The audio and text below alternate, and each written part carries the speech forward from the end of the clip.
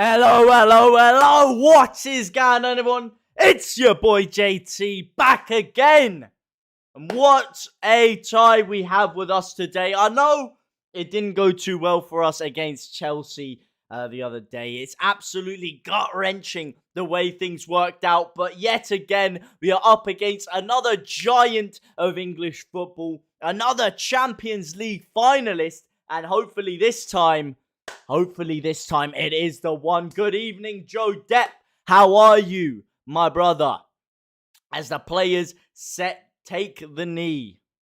Dan James starting up top today. Very interesting lineup for Leeds. Just let me know if the audio and everything else is working fine. But the match is now underway. Like I said, very interesting. No Joe Gelhardt starting once again. I think that's the right decision personally. But I'm intrigued to see how you guys feel about it. As Junior Firpo gets us underway, smashing the ball off the pitch as we speak. Junior Firpo, who himself had a very, very impressive performance against Chelsea, in my opinion. And hopefully we can see him kick off. Maybe against these bigger teams, he has a bit more time and space on the ball to create things. Although it's not like that's in City's nature. I don't know why he does that up front. I don't know why he does that with James up front. Because I think James is very good up front, personally. I think he offers us a lot on the counter-attack. I think he pushes defenses back. I think he runs the channels very well. Opens up a lot of space for our midfield. And yes, he's not very clinical. But his hold-up play, for such a small guy, is actually rather underrated, if you ask me. And I think his runs are just a tiny bit more intelligent than Gelhardt right now. And I think Gelhardt is a very good impact sub off the bench. I think Dan James has been phenomenal this season, to be honest. As another phenomenal player by the name of Kevin De Bruyne comes into our own box, whipping it in. Lovely block by Shackleton. Lovely double act by Shackleton. And it's slashed away by Tyler Roberts. Tyler Roberts, who, for me, was my man of the match against Chelsea. You'll be happy with that one, Joe. The main man had a phenomenal performance last week. You've always backed him, you know, throughout all the hate everyone's given him. You deserve some credit for that. Tyler, for me, James on the wing. I think I prefer Tyler in that cam role. And that's what we saw last week. I mean, he may have started up front, but once we brought Harrison on very, very quickly, we put Dan James up top and Tyler Roberts into that attacking midfield position. But like I say, mate, you deserve a pat on the back. Oh, Jesus. As does Meslier, because Grealish has just walked through about 3 men there, lashed a shot into the bottom corner, absolutely sends Ayling for a hot dog. And luckily, Meslier was there, equal to it. But, like I was saying, man, a lot of fire has come for your boy Tyler Roberts. But you've always stood strong, and hopefully he can do us good once again. The game hasn't started off too well for Leeds, though. Man City really piling the pressure on us. Piling more pressure than an erection on skinny jeans right now, as my screen goes black for some reason. I don't know what's going on with BT. BT, you need to fix your stuff out right here.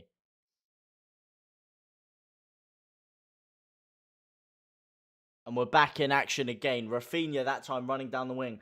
How many penalties is Grealish going to win? Well, with the state of the officiating, probably quite a few, unfortunately.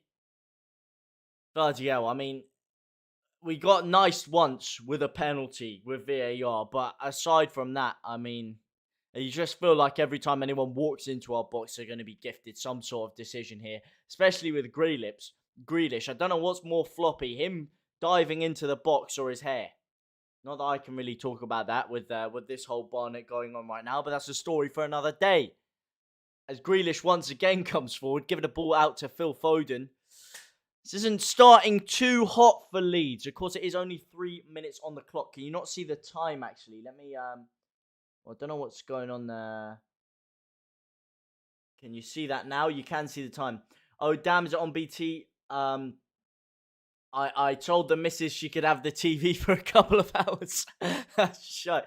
Yes, it is on BT Sport. If you do live in England, of course, then that is where you can watch it, which obviously you do. But that was a rookie mistake, my man. Rookie mistake. It's fine. I'll try my best to to describe it for you here. As Dan James once again sets us on the right foot. This is what I'm talking about with Dan James as well. Very good pressing from the front. Lot of energy. His legs never seem to get tired, that kid. Never really... kind of a similar thing with Jack Harrison, although Jack Harrison has been off the boil a bit today. Jesus, look how empty that stadium is. I mean, it's ridiculous. You could have got tickets last night. I was getting offered tickets, obviously, to go in the general sale on the home end last night. I'm pretty sure they were still on sale this morning. Look at that, man. Of course it is.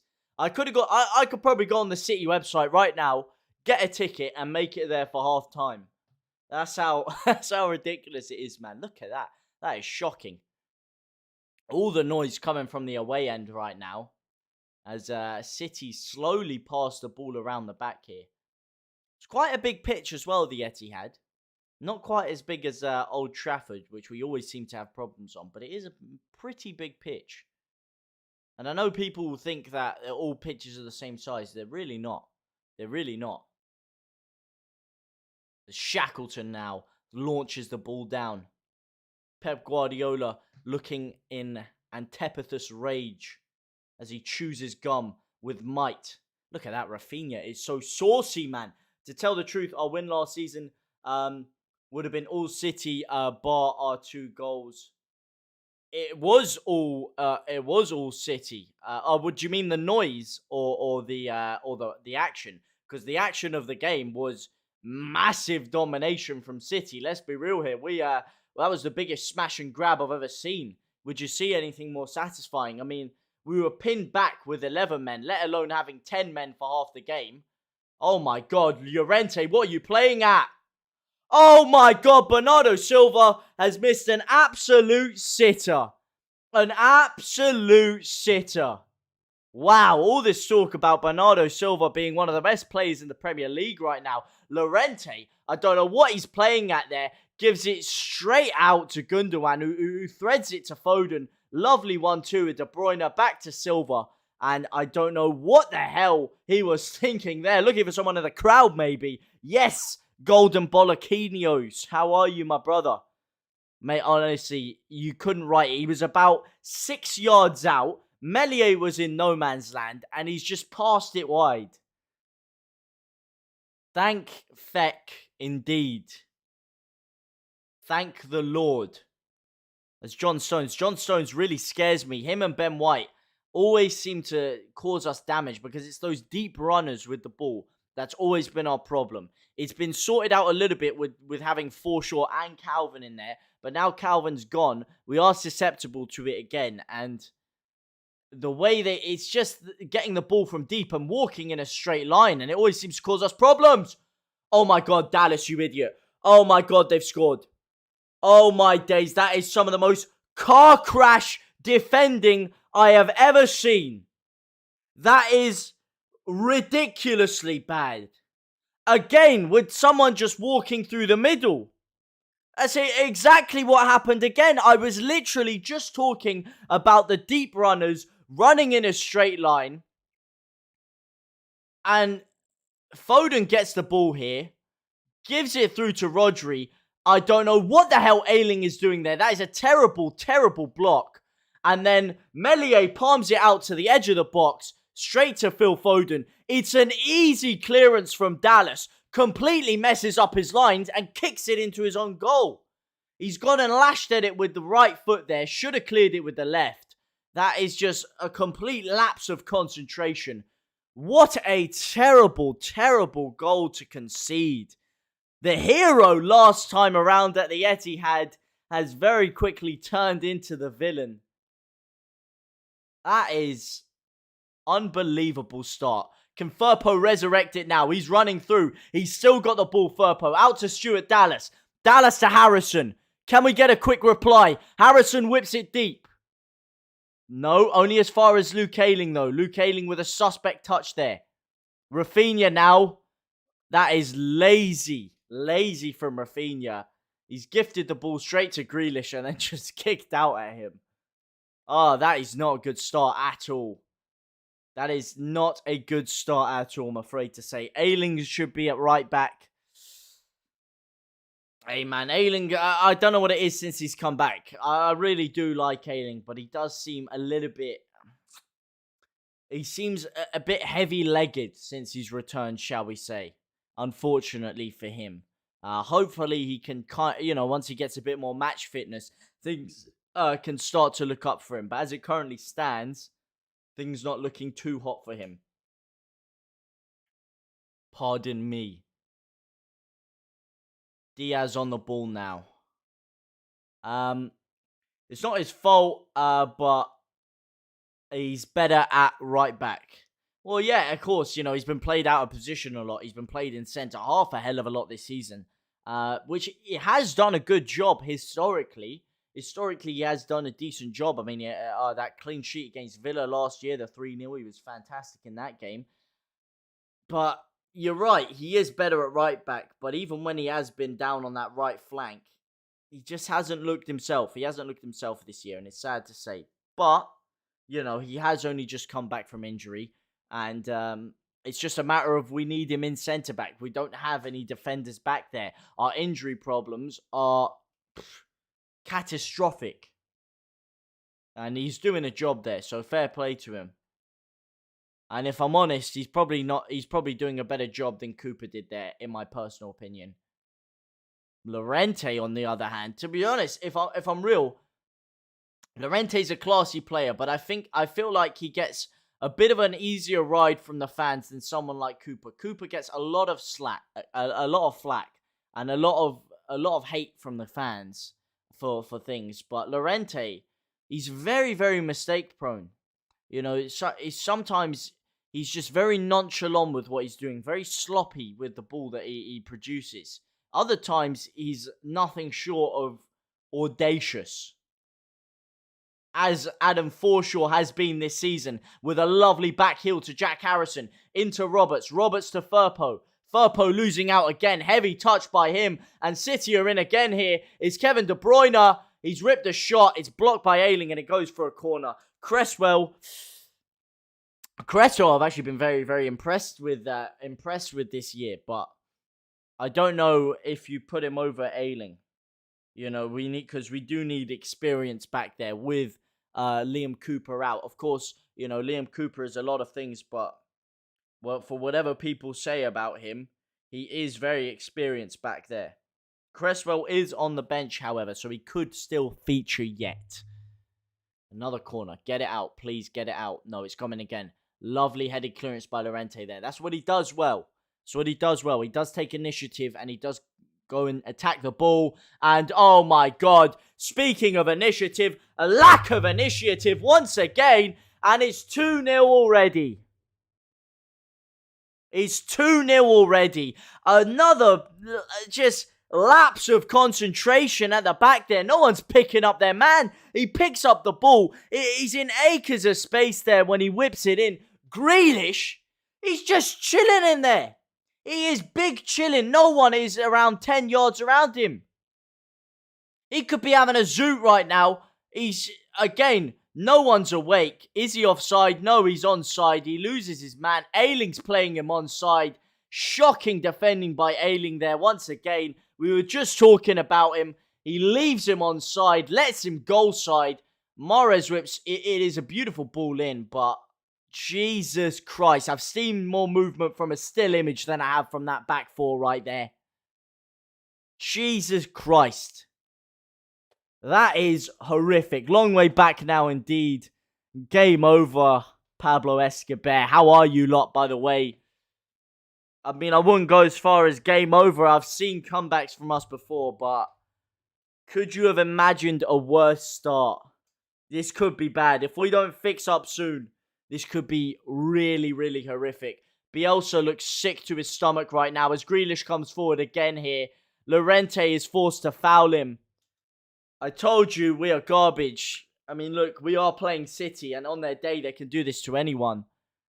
But this was always a fear after what happened to us against Chelsea. This is going to be a 7-0.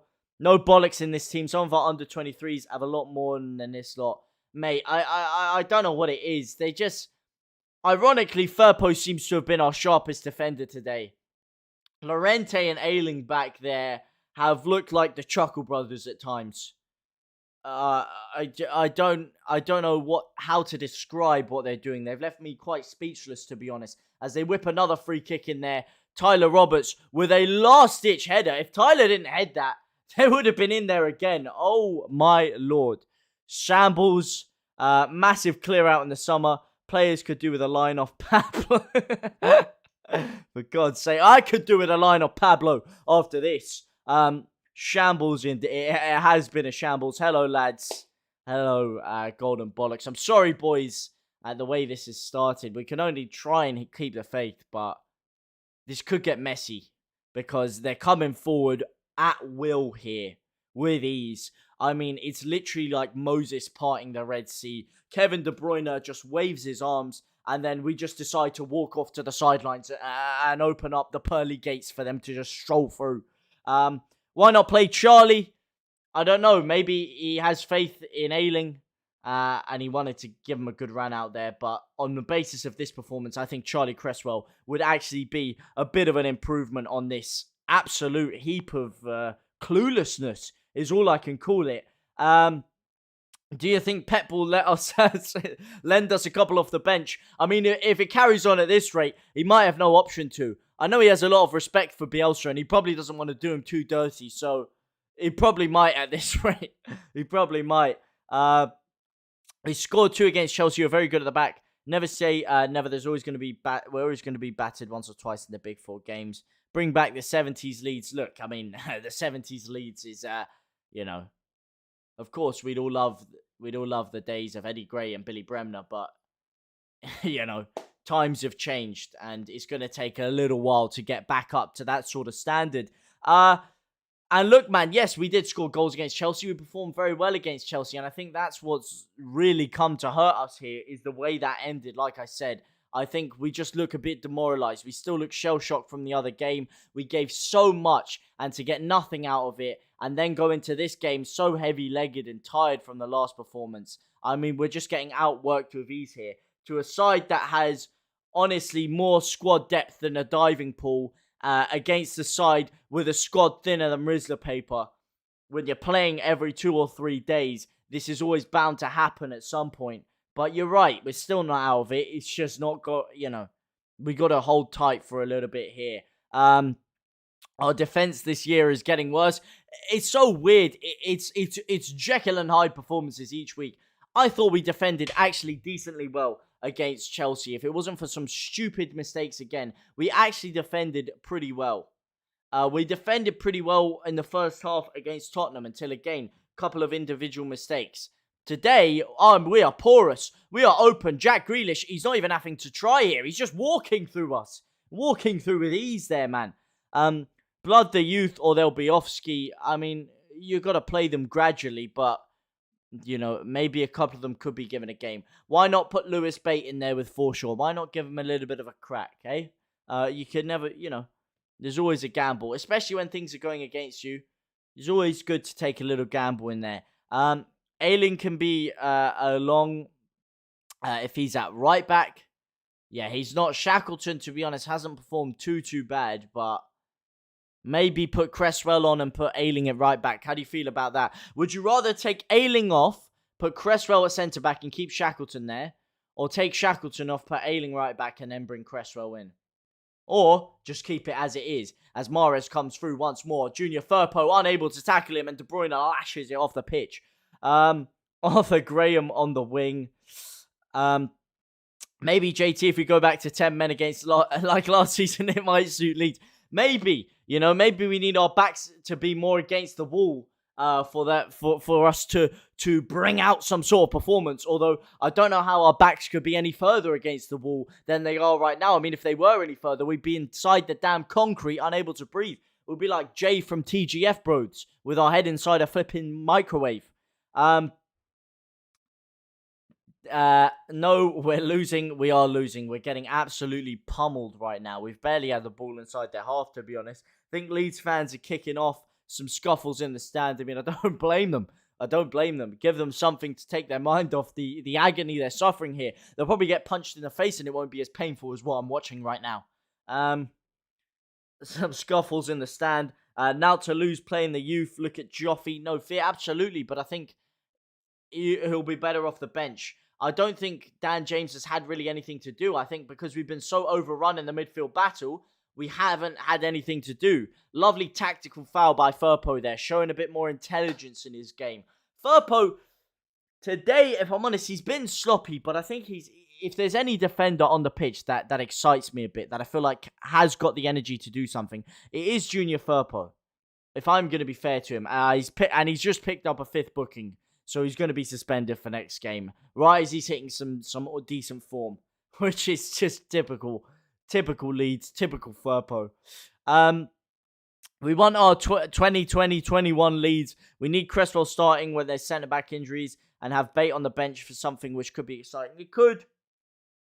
But then you got to look at the fact that this squad played very well against Chelsea. So none of these guys really deserve to be dropped. You know, you couldn't really predict that they were going to perform like this, except from the fact that some of them were maybe tired. And he did rest RAPHINHA for the last 10 minutes in hopes of, obviously, him being a bit fitter for this game. Doesn't look that way at the moment. RAPHINHA is probably having one of his worst games, but can you really say anyone's performed that well today? As again, they ping it forward with ease. Riyad Mahrez this time standing up Junior Firpo. Firpo lovely marshalling, pushing him out there. Kevin De Bruyne now. I mean, every time Kevin De Bruyne gets the ball, there are bricks literally falling out of my asshole. We've got humor. We've got our humor, if nothing else. Exactly. Look, it has calmed down a little bit. So, hey, you never know. Maybe a comeback's on the cards. Just keep the spirits high, boys. Just keep the spirits high. Yeah, Joffy looks sharp. He does look sharp. Looks as sharp as a steak knife, as opposed to our front line right now, which looks about as sharp as a butter knife trying to cut through steak. As Silva, again, just tip-taps through us. Is Bamford injured again? Yes, he is, unfortunately. I mean, typical Leeds again, like I said. He comes back,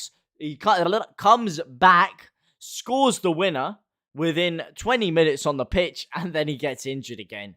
It's really sad. I feel bad for him, mainly, as well as the fact I feel bad for us. But, what can you do? That's just us and our luck, eh? They need to start Gelhardt. I prefer Gelhardt off the bench, personally. But maybe I'm a lone wolf on that one. I think he performs a bit better off the bench than he has when he started. And I think he's a great option to bring on to change things up a little bit. Firpo is definitely getting better, though. I definitely agree with that. Golden bollocks. I definitely agree with that. I think he's really starting to come into his own. He's starting to grow in confidence on the ball. When he first came to us, he seemed like he wasn't really dealing with the pace very well at all. And if this was him when he first came to us, he'd be getting skinned alive right now by Riyad Mahrez.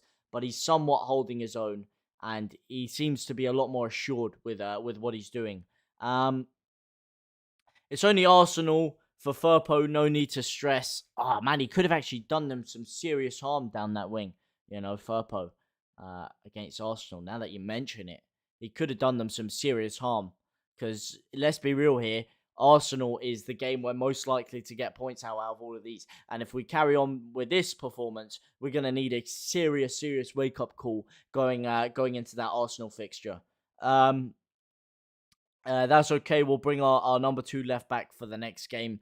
Well, this is where we would have loved to have an Alioski, a Swiss Army knife who could fill that hole very, very well. A big game player as well, a shithouse as well. I mean, we saw what he did to Arsenal last time, getting Nicolas Pepe sent off.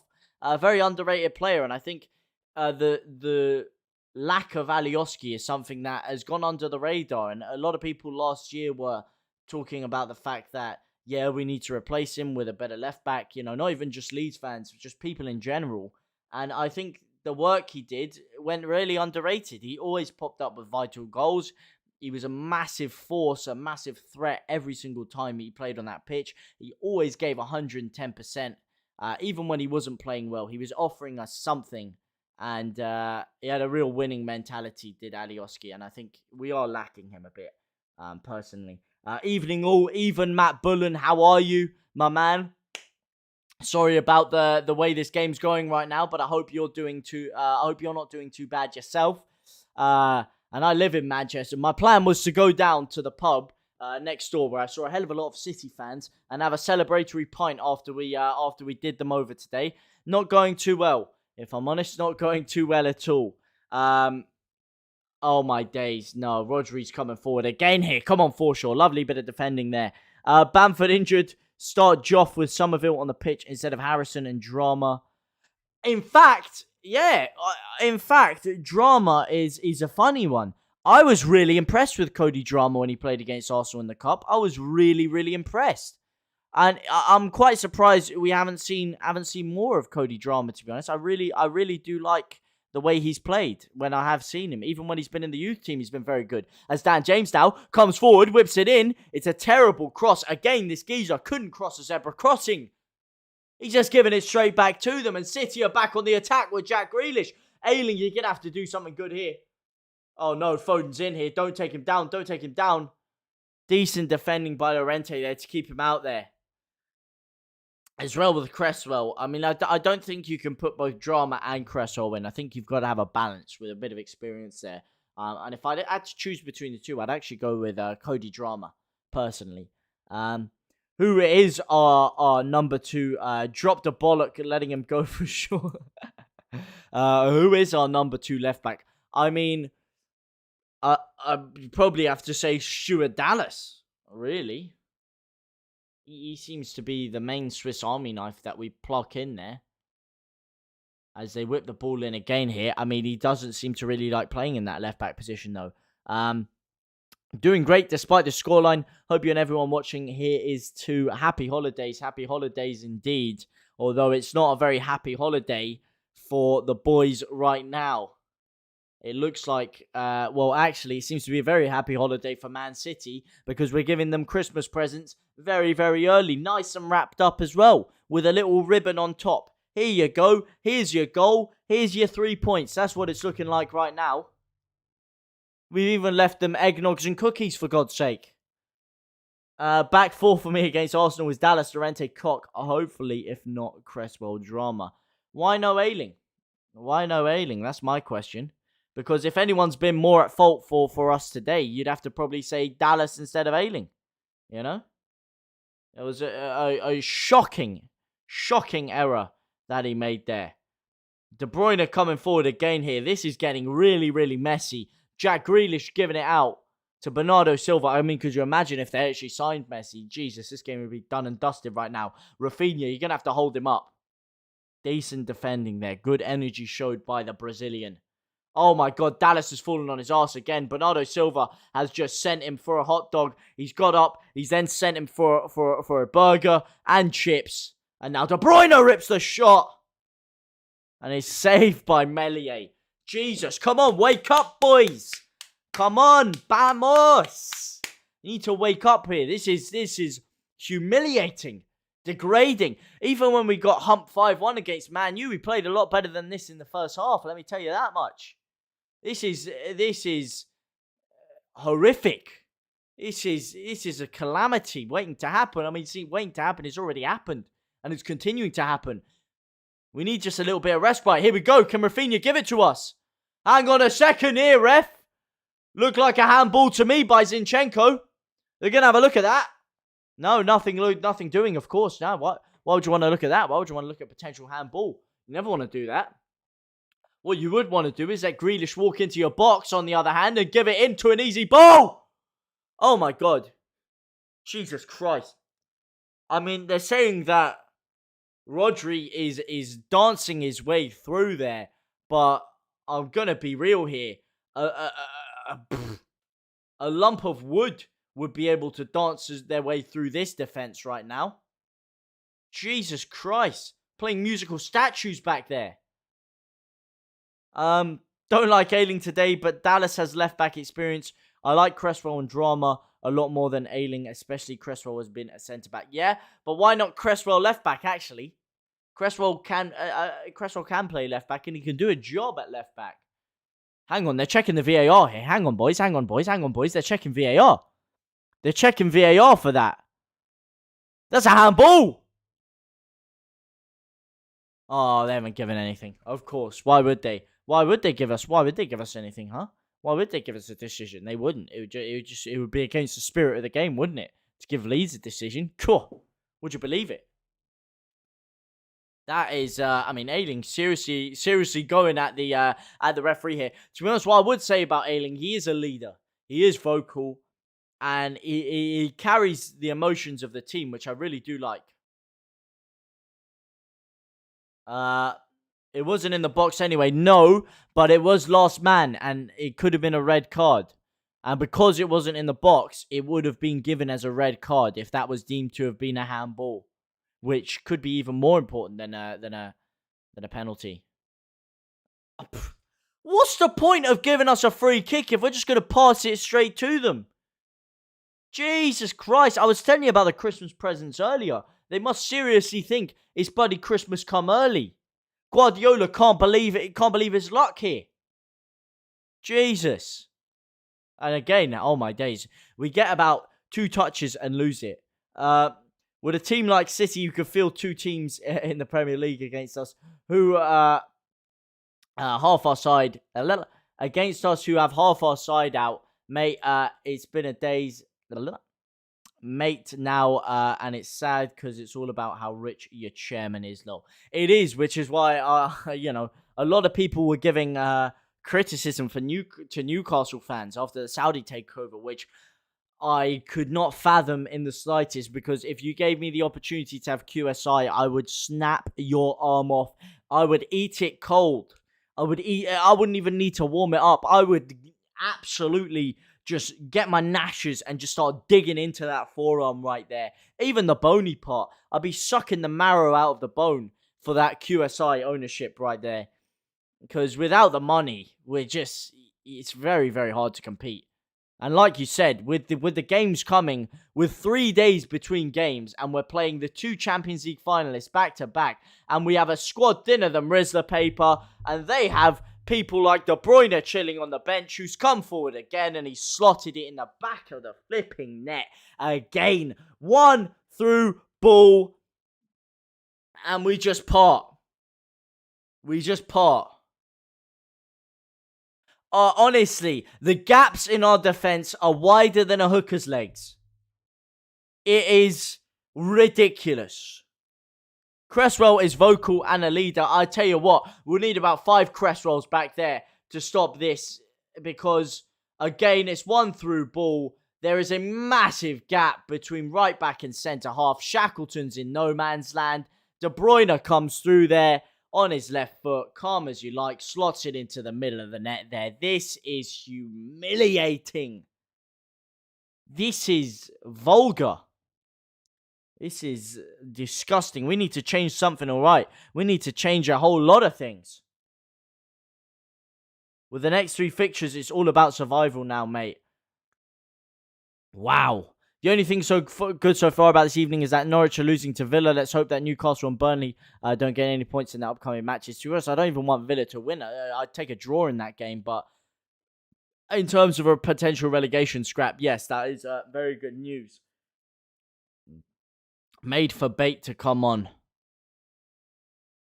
Yeah, well, I don't know about that one, Chief. I mean, we do need to bait them into some sort of false sense of security so we can come at them with something.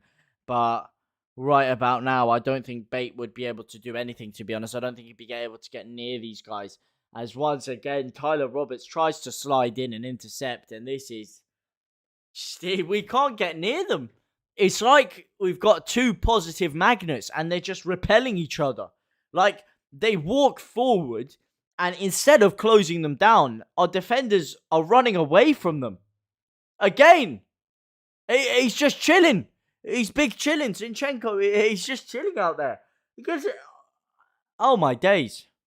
Wow.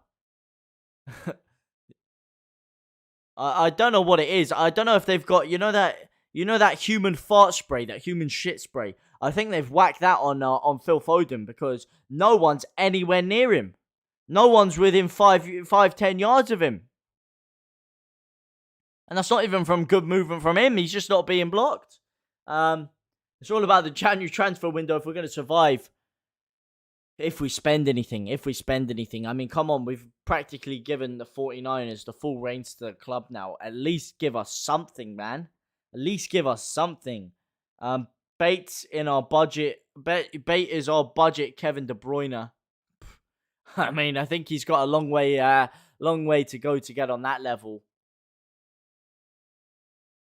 I've seen enough that we will survive. I mean, so have I, but it's just getting unlucky in the games we've got unlucky in, like the Tottenham game and the Chelsea game and the Wolves game. It just comes back to haunt you in games like this. Like if we'd got a point or maybe luckily 3 points against Chelsea, this wouldn't be so bad right now. We'd be like, you know what? We got points out of Chelsea. If we lose to City, oh well. It's not the best, but we'll have to take it. But the fact that we lost in such circumstances makes this game so important. And it's deflating yet again. Our key problem this season has been injuries. Our key players have never had an injury-free squad this season. I mean, that is true. That is true. We have been very unlucky with injuries. And you do have to add that perspective into it. But we've also been very sloppy at times. And defensively, it's not that we're setting up bad necessarily. It's that we've had individual mistakes. And I think, obviously, Calvin Phillips is a massive, massive loss today. I know it was covered up by how well Forshaw played against Chelsea, but there's only so long he can do the job of two men. I know Calvin Phillips has been doing it very, very well, but Calvin Phillips, in my opinion, is better suited to that than Forshaw. What's Forshaw up to? Any good tonight? Not really. None of the midfield have been. He can't get close to them. Like I said, I'm not sure if you can blame that on him because he is trying to do the job of two midfielders in there. But today, I mean, like I said, he can't get anywhere near them. They're just 2 steps ahead of our midfield. And then because they're walking through our midfield so easily, our defenders are coming up, like the fullbacks, Shackleton and Firpo, are coming so high up the pitch to try and close that gap down. And that's just leaving us so exposed at the back. They sing so many lost goals, so many games lost by 1 goal. Absolutely, Kevin.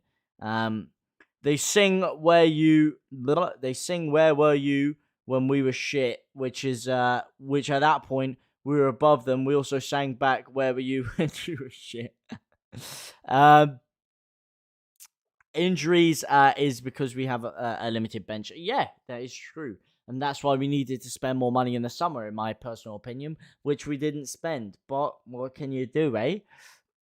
We don't have the budget of the top 8 to 10 sides, mate.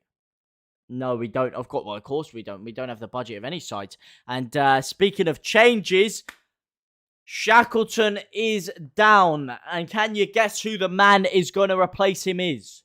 Can you guess? Get your guesses in the chats. I can see him right now, but get your guesses in the chats if anyone's not watching. It begins. His flag is pink and white.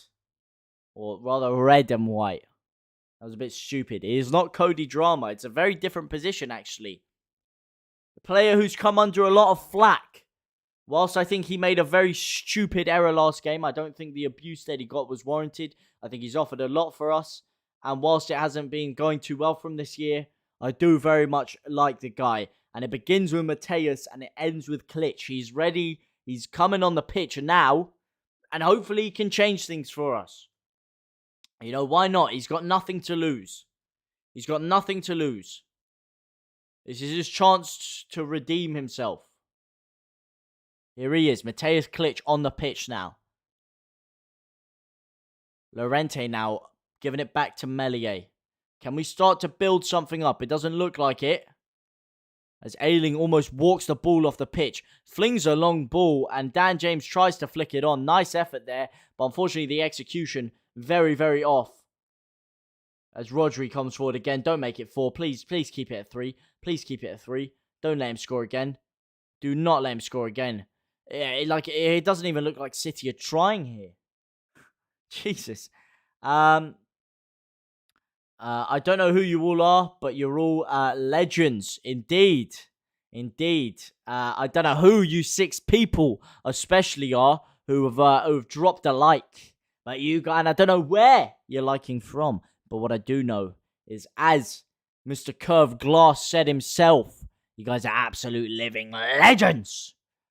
However, last season with a full side, we beat City on a ground with 10 men. Yeah, last season was a bit of a different kettle of fish, wasn't it? You know, like he said earlier, we were a lot luckier with squad fitness last year. Maybe we had the more of a air of unpredictability, and just generally, it was just a completely different season. Hang on, Tyler Roberts is down here. We can't have another injury. Oh, no, don't tell me Roberts is injured. He's down. I'm not sure what's happened here. Is it Ruben Diaz who's clattered him down? Tyler Roberts is still down. Feeling his calf there. It seems like nothing in it, really. Just a little innocuous foul. Picking up his third yellow card of the season is Ruben Diaz. And play resumes with a Man City, pass back to their goalkeeper. Living legends indeed. I tell you something, these 11 living legends on the pitch right now aren't really living up to their legendary status. Well, probably 11 of them don't have a legendary status. Dan James doesn't have a legendary status. Llorente doesn't have a legendary status. Harrison does. Forshaw, maybe not. Firpo doesn't. Ayling does. Klitsch does. Meslier does. Raphinha does. Dallas does. There's a good few out there with a legendary status. De Bruyne, a man with a City legendary status, walks through again, and Foden walks through. Oh my days. His shot whistles wide there, Phil Foden. Took us 16 years to get back up. We can't go down again. You're telling me, mate. This is the first time I've ever got to witness top draw players playing for Leeds. World-class players. We cannot afford to go down. I'm not willing to watch Pierre-Michel Lasogga for one more second, all right? I'm not willing. I'm sorry, I'm not doing that again. All right, we're not going down. What does Creswell have to do, and how was that not a free kick? I couldn't tell you. I couldn't tell you how it's not a free kick. I think because we'd already lost the ball at that point. Was that not a foul on Roberts? It was a foul on Roberts, but I think he played the advantage and we ended up losing the ball. That is what I presume it to be. Financial ruin if we do exactly. Yeah, so much for this stadium expansion. We would be in serious jeopardy if that was the case. After 50 years of supporting Leeds, we just get used to this disappointment. Hopefully, Jack Duckworth will sign a few in January. I mean, all I've been used to is disappointment as a Leeds fan. Yeah.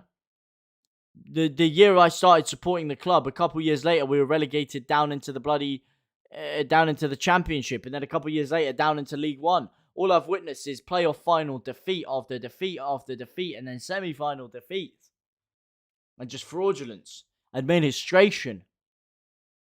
Finally, I had something to get a bit excited about, you know? So we're going to keep it going here. We're going to keep it going. Sure, we will stay up this year. Well, I don't think we will go down, personally. I don't think we're in too much danger of going down. But it's just, we need the luck to finally spin our way. What is advantage?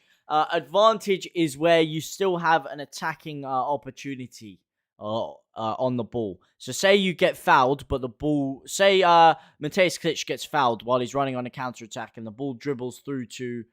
Oh my god, what is that? Oh, Jesus Christ. Oh my days, he almost scored a corner. Say the ball dribbles through to Raphinha after he's been fouled, and Raphinha is then running in on goal. What they would do is they play the advantage so that if Raphinha scored, it would count, rather than dragging back to a free kick and potentially stopping us from having a goal-scoring opportunity. Love your channel because you give feedback to the callers in. Other channels don't do that. Well, it's all about you guys, to be honest. You know, you guys make this what it is. I am just a mere custodian of your time. So thank you very much for the kind words. But thank you more for being here and contributing. It makes my day, to be honest. It really does. I love it. I love the interaction with you guys. It's the best part of the whole thing. And of course, watching Leeds. Who doesn't love watching Leeds? So I'm killing two birds with one stone. It's absolutely phenomenal. And here we go. It would be a lot better if Harrison could put this away. He's coming through. He gives it to Firpo, who runs it too wide. It's still Jack. Heavy touch by Jack. He's still got an opportunity to flick it in, though. Oh, come on. That's a bit better. Sloppy, though. Very sloppy from Jack and Firpo in the end there. Great play to get into the position, but you need to be doing more with it when you get there. It's more exciting, but come on, man. That was sloppy. Sloppy from Jack. Lovely run from him. Lovely play by Firpo as well, like I said, to set Jack Harrison in here. He keeps running, takes it down, slows it down a bit, gives it to Firpo. The ball's a bit too heavy. And then when he gets it back, he's left in an untenable situation there. And he just messes up the cross. Give JT a like, people. Come on, show some love. Thank you very much. Well, I mean, we've got 10 whole likes. That's a hell of a lot of love. It's a hell of a lot of loving and liking. And I love you lot for it. You absolute living legends. That's why I'm here. That's why I'm here, Kelvin. The worst I've witnessed is losing to Derby apart from Heckingbottom. I mean, look, the less we speak about Heckingbottom, the better. I think that was a 6 months that I'd rather erase from my memory, quite frankly. But yeah, that Derby defeat was one of the worst days of my life.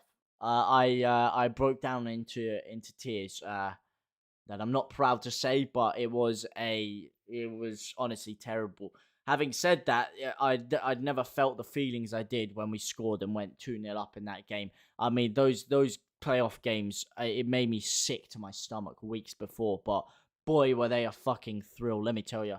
Pardon my French, but boy, were they a thrill. And the way it ended is just so gut-wrenching, so upsetting. But hey, that's football, isn't it? Great channel, some good lads and some great lads here. So cray to cry over footy. To be honest, it's one of the only few things I do cry over, to be honest. Not very often, but, you know, when intense emotion is on the line, like in that case, it can happen. As Dallas whips it in. Oh, I'll tell you something. I might cry if we come back from this one. Let me tell you that much. Had we won, would have been the best day of my life. Absolutely. But because we lost, it was one of the worst. That's the fine lines of football, isn't it? That's the fine lines. The best week of my life, no doubt about it, though, it was when we did get promoted. I was just on cloud 9 all week. That was, honestly, I can't describe it. I've never felt emotions like it. I was just, no matter what happened, I was just permanently happy. That was, I just had so much energy, so much everything. What I would kill to have that feeling again. It was just so, oh man. I'm sure you all experienced it, but it was, I can't put it into words, really. It was like I was on heroin for an entire week straight. As Foden comes forward again here. You might have to inject me with some heroin to get me over this. If we concede again here, it's Phil Foden again. Whips it in. Lovely headed clearance from Raphinha there. The worry for me is the amount of money Newcastle are going to spend in January. Well, look, hang on a second. I don't think they're going to spend too much, if I'm honest. First of all, they've been banned temporarily from giving themselves money through the whole sponsorship thing. You know what City do, where they're sponsored by Etihad and who are basically owned by their same owners. So their owners basically go to themselves. He basically, Sheikh Mansour goes in the mirror and he's like, "Oh, hello, Mr. Mansour. I'm really interested in your club. Do you mind if I pay you £500 million a year sponsorship so you can sponsor yourself?" And that's how they get their money. They've temporarily banned that from happening with Newcastle. So they can't get as much income in. Plus, a lot of Premier League clubs aren't going to be willing to deal with them. And it's going to be very hard to attract foreign talent over to Newcastle when they're in the bosom of a relegation battle. You know, Ousmane Dembele isn't going to be sat there like, licking his lips at the prospect of staving off Norwich and Burnley in a Premier League relegation scrap. So it might not be as clear-cut for Newcastle as that. I just wanted to chuck my scarf when we lost. I haven't cried at footy for a few years over than Pablo and Berardi, if you count that as football. I mean, yeah, that's a slightly different, but it is related to the same thing. That was another emotional day as well. Now, the worst day was when the Sicilian bought the club, and I'm telling this geezer. That guy had more court cases than managers, and more managers than wins. And I know he had a lot of goddamn managers, but he was there for a hefty amount of time. I mean, it was ridiculous, that guy. I mean, I think the amount of lies he said as well, when he was like, yeah, I'm going to go buy the stadium back. Didn't do it for years, completely screwed us over. And then Radrizzani, the driller, comes in and he buys it straight away. And actually, what you do have to look at with Celino is maybe if Celino wasn't there, maybe Radrizzani might have not been able to come in. I mean, we all know how he ended up taking over Leeds. He had that conversation with Kenny Dalglish, who said, look, this is a sleeping giant right here. If there's any investment you're going to make to make a lot of money and to seriously make a massive club, a sleeping giant, then it is taking over Leeds, which is why he got involved in the first place. But would he have maybe been able to get his nose in there if it wasn't for Celino already being at the club and potentially willing to let him take that minority stake? Who knows? Kelvin, 5 to 10 players can go to Newcastle who won't settle in. That's a good point as well. You know, are they going to fit into this new system? Who knows? Joe, I don't fully remember. Newcastle are going down. They could sign Mbappe and Haaland, and it won't make any difference. Sell them Roberts for 100 mil. I mean, I'm not sure about that one. To be honest, I think Erling Haaland would keep them up personally. I think if we signed Haaland right now, we would finish top 6 guaranteed, money back guaranteed. Could you imagine Haaland in our side with the amount of chances we create, or the amount of times we get the ball into a good opportunity to create a chance? His movement is exceptional. He would create us so many more chances, and when he gets those goddamn chances, he puts it in the back of the net. There is no two ways about it. Yeah, if we had Haaland, I'm telling you, we'd finish top 6, no questions asked. I don't care where we are right now, no questions asked. Berardi and Pablo is football, but it's losing a legend. Yeah, exactly. That's what I mean. It's slightly different circumstances that, but it's still football. Haaland is Leeds, and he is. Oh man, why couldn't we pay 4 million for him? 4 million. Oh, we'll be laughing right now. Damn it, man. A Leeds fan as well, Leeds legend. He'd, you know, who knows if he'd still be here today, or if he developed into the player that he did do. If he was at Leeds, but you got to take a gamble on it. The guy's a Leeds fan, and if only we were in the European contention right now, we'd be able to get him. If we had that Newcastle money, like I know there's all these jokes about them signing Haaland and stuff, because Haaland loves Leeds.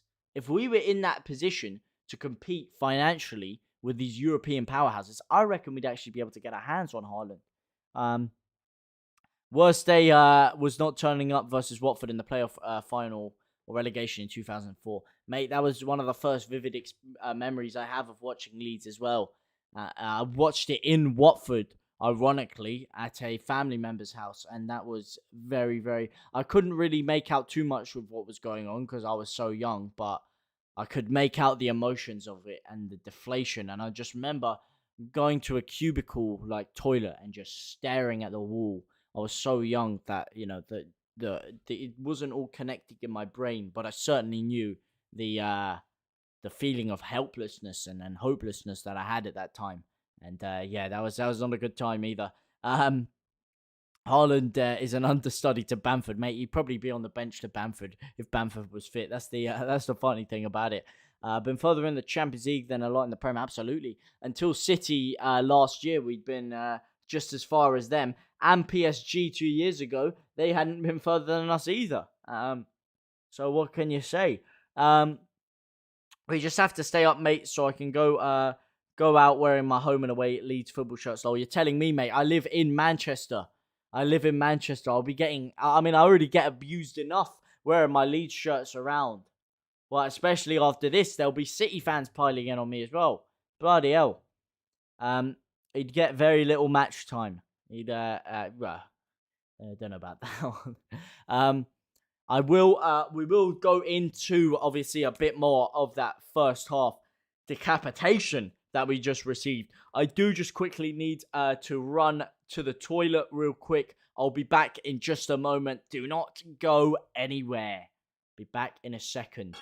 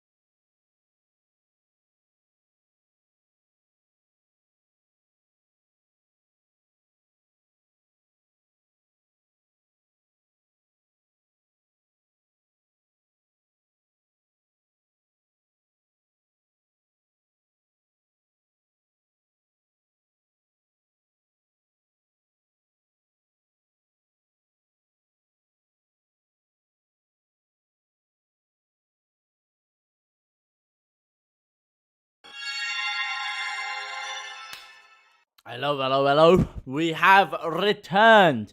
What's happened? Nothing. I just went to the toilet real quick. Couldn't hold that in anymore. Saw us win Division 2, finish 4th above the scum. Then win the league in 91-92. Happy days. That was one hell of a season. Obviously, I didn't witness it in my lifetime. There's a very good little documentary thing about it though on Amazon Prime. I don't know if you guys have seen it. I completely forgot what it's called. But it's about those 2 seasons under Howard Wilkinson, where of course we made it up. and won the league. And it's a really good, it's really compelling watch actually. With Vinnie Jones is obviously in it. He plays a big role, despite the fact he wasn't there. But it's really good. It's really good. It's got obviously all the boys in there, even a bit of Gary McAllister featuring, and he didn't even play for us at the time. So if you haven't seen it, I would definitely advise that you do watch that. Bielsa most probably said to Orta, "Nah, I don't want Haaland. Don't think he works hard enough." Wouldn't yeah. I'm sure he would snap his hand off. JT, it's been a painful watch. Another player on the injury list. I hope this Jekyll and Hyde team can show a ruthless streak against Arsenal. A Kemar ruthless streak, if you may. And hopefully. And mate, hey, hopefully it's a Jekyll and Hyde performance today, you know? Hopefully we turn up in the second half. You never know. Football is a game of two halves. Remember against Tottenham where we took them to the cleaners in the first half and then absolutely shat the bed in the second? Hey, maybe, just maybe, we could be in for the same thing here. I mean, it's very, very unlikely. But hey, stranger things have happened in football. But yes, we do definitely need to wake up against Arsenal if we don't pick anything up today. The chat's so good tonight, I don't even know what the score is anymore. Well, I appreciate. I'm glad that these fine people here can help take your mind off of the fraudulence that we've all been witnessing over the past 45 minutes. I think Bielsa will be gone in January. No. I don't think he'll walk mid-season because I think he has too much respect for this club and the fan base and everything that he's happened with it. And I don't think he'll be pushed. I think it would be criminal to push him. I think the longer we can keep on to him, the better. And if he does leave, it will be at the end of the year. I know he has a reputation for just being a bit of a maverick and deciding to leave whenever he pleases, but this is obviously the longest he's ever been at a club for. This is probably, aside from Newell's Old Boys, probably the only club that worships him, you know. Well, not the only club that worships him. They all do, I'm sure. I mean, Bilbao fans have a lot of good things to say about him, but I don't think he's ever really experienced anything like this with Leeds and the success he's had and just everything around it. I don't think he would leave halfway through the season. Hi, bro. Hi, Sebastian. How are you? I'm afraid to tell you we're getting absolutely destroyed today. We could do with you on the pitch scoring a couple of goals for us. I'll tell you that much because we aren't creating absolutely anything right now. But how are you, my man? Speed, Gary Mack, Bats, and Strax. What a midfield that was. I mean, Gordon Strachan. What a coup that was at the time, wasn't it? I mean, everyone thought he was done when he left the scum. But it ended up being a real renaissance in his career, and it was probably some of the better years he ever had in his footballing life when he did join Leeds down in the Championship, of course, then winning the First Division just a year after.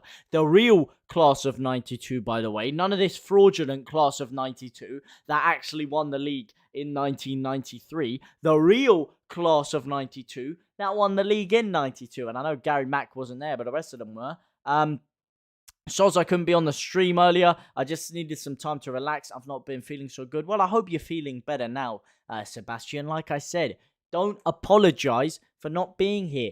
If you're not feeling it, if there's something else you'd rather be doing, if there's any reason at all, then it's absolutely fine. I'm happy to have you here, my man. You know, I enjoy the conversation we have together. But, you know, if you can't make it for whatever reason, perfectly fine, understandable. You don't have to apologize. Apologize one more time, and I'll come and give you a knuckle sandwich, my man. I just noticed the score on the screen. When did they get the third? Mate, I mean, it could have been about 6 or 7. I'm not gonna lie here.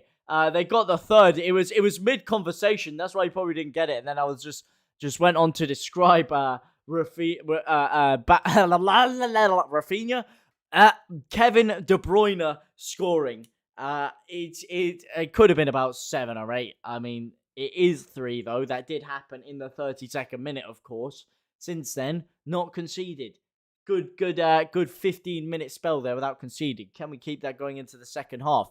And a lot of people's wishes have just come true. Not mine, but a lot of people's. Joe Gelhardt is on the pitch for Daniel James. Now, what I'm saying may be a bit confusing. You're thinking, James, do you not want Joe Gelhardt on the pitch? Of course I do.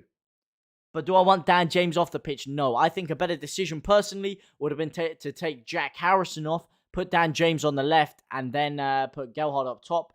But then again, maybe he's looking forward to that Arsenal game and resting Dan James for that. I can't really tell. Maybe he thinks this game's lost and he's just rolling the dice at it and just making a gamble and resting Dan James. He has done a great job, but I'm not sure about his training methods. Be interested to know what people think on this. I think his training methods are the only reason that we have been as good as we have with the money we've spent, with the squad we had. I think his training methods are perfect. Yes, you could say maybe they're causing us injuries, but I think that's just down to luck and down to just picking up injuries from a hectic schedule. And I don't think you can put that down to his training methods, personally. I think what it is that we need to refresh the squad. Look, every 4 or 5 years under a manager, you need to refresh the squad a little bit. You need to change the players around. And unfortunately, a lot of those players are the same players we had very early on in Bielsa's tenure. And even all great sides, even Man City, they had to restructure the side. They had to rebuild it. This side is very different from the side that they had 4 or 5 years ago. Because and every team goes through that stage. City had an off year when they were first rebuilding their side. They got a few more new players in, more faces, freshened things up, and the next year they went on and won the league. So it could just be one of those situations with us. In Jan, Leeds need to bring in Henrik Mkhitaryan, mate. What an excellent decision that is. As an Armenian man myself, Henrik Mkhitaryan playing for Leeds would be nothing short of orgasmic. He's one of my favourite players, of course, because he is the only good player Armenia have ever had. And if we could get Henrik Mkhitaryan, wow, I would be over the moon. As Jack Harrison comes into the box here. This is good. This is better from Leeds. Is Jack Harrison still? Oh, he's messed it up. He's tried to play a little reverse pass into Klitsch there, and he's completely ruined it. He completely ruined the chance there. I think the players started the season tired, overtrained. I don't think they've been overtrained. I think maybe because a lot of the players have started the season tired because of the hectic international schedule we had and the short turnover from last season to this season. And then we've had a lot of injuries as well. I don't think it's fair to pin it on Bielsa necessarily. Yes, we started off very flat, but hey, there could be multiple reasons for that. But obviously, maybe, everyone's entitled to their opinion, and maybe you see things differently, and maybe it is Bielsa. Who knows? But in my opinion, I don't see that to be the case. If I was here and Raphinha would be making this 3-1,000, me and Raphinha would be making this 3-1,000. Oh my god. Well, make that 4-1,000. Make that 4-1,000 because Riyad Mahrez has just noshed it in from outside of the box. So, even if you and Raphinha were there, guess what? Wouldn't make a difference. It would be 4-1,000 right now. Because Forshaw has just been absolutely done up. Grealish plays it in. Gundogan flicks it on. And he stands up Firpo. Oh... Another own goal for Firpo, and it's so unfortunate for him. The shot was going wide, and we just get no luck. Yes, we've been pummeled, but we just haven't had the rub of the green so often this year. We haven't had the rub of the green at all. We haven't had any luck, and Junior Firpo has been one of our better players. If there's one person you didn't want to see it happen to today, it was him. And now Mahrez is coming through. They could make it 5 here. They could make it 5. Not again. Not again. Get it out. This is humiliating. This is embarrassing. Oh my god. Our goal difference is bad enough as it is. Gelhardt trying to take it past 2-3. Losing the ball again. But wow, that is so unlucky, man. He rips a shot, it's going wide, and it flicks off the inside of Firpo's heel and just pings into the bottom right-hand corner. Or bottom left, goalkeeper's right. As in Murder Ball, is he pushing the limits of the bodies too much? I don't know. I couldn't tell you. I don't think so, but I don't know. I'm 60 with a fuck body. Hey, don't put yourself down, Joe. All right. You could still do a job in the center of the park. Let me tell you. Okay, if we lose this game, it will boost morale if we score. Yeah. It won't boost morale if we get shipped 7-0, though. As De Bruyne comes forward again, it's even easier for them than the first half. I thought we'd fix this up in the second half. Well, no. Turns out no. Turns out no. We actually enjoy conceding, apparently. Jesus, I mean, what is expressions always called in Tottenham? Premier League pack of polos, nothing in the middle, blood. Yeah, well, guess what? Jesus Christ, man, I've seen more in the middle here in thin air. I can't even come up with an analogy. There's that little in the middle of our pitch here, in our midfield, in our defense. I mean, I've said it before, I'll say it again. There is more gaps in our defense than in a goddamn waffle. Let me tell you something. Premier League pack of waffles is what we are. Just holes everywhere. In the forward line, in the defense, in the midfield. And with a little bit of pressure, it's very easy to poke through them. We are being crushed like mashed potatoes. But the thing is, mashed potatoes are hard to crush, you know. You have to apply a lot of pressure. This has been like a soggy biscuit melted in hot tea for about 10 minutes. And then they just gently tap it with their finger. And it all just bursts at the seam. Not knocking Bielsa. Hey, JT, just to say, we're here in Seattle. Tune in for your Leeds matches on TV or not. You do a great job. We know it isn't easy technically. Non-stop commentary, so keep up the good work. Thanks. Oh my God, Mahrez whips it in there. I would say it's that hard, you know, speaking to you lot. I do it because I enjoy speaking to you lot. And it's certainly a lot better when there's interaction like this with you guys. But thank you for the kind words, Matt Bullen. I'm glad I can help you experience the game somewhat, and I hope you have a great trip out in Seattle, man. Or a great day out in Seattle, should I say, not trip. You might be going out for a trip somewhere, I don't know. But I hope you have a good day nonetheless. Although I'll tell you something, I'm going to need a trip to somewhere with some heavy alcohol to get over this one, because this is, I mean, humiliating doesn't even sum into words. Zinchenko is just going for a Sunday stroll through the midfield. Me neither, mate. Just saying. I think we should have got Cahill when he was released. Cahill wouldn't have done anything, man. Oh my God. I'll tell you who would have done something though, and his name is Ben White. If we could have got him, would have been a different story. But Jesus Christ, that was almost 5. It's another looping through ball there. Riyad Mahrez this time again, chipping it through. Gundogan strikes it with the outside of his right foot, and he just dribbles wide. Bielsa can speak English. Let me correct you there, Dave.